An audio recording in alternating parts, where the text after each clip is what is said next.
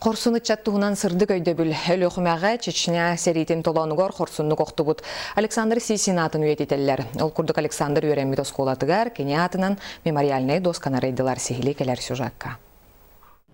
Өлөхмә районугар коракка 2 нөмердах осколатыгар бу осколага үйренен армияга сулуспалан баран Чечняга ыңырыллан Грозный ден коракка сери толонугар суллубут Сисин Александр керехигер анан мемориальный доска ахытын терехне болан асты. Чечняга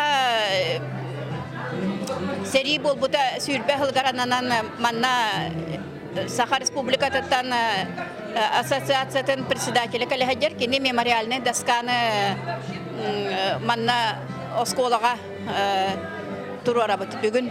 Бу мемориалы Сисин Александр бирге сколага үйренмит ола, онна сери ветеранын ассоциациятын председателе болан арыйдылар.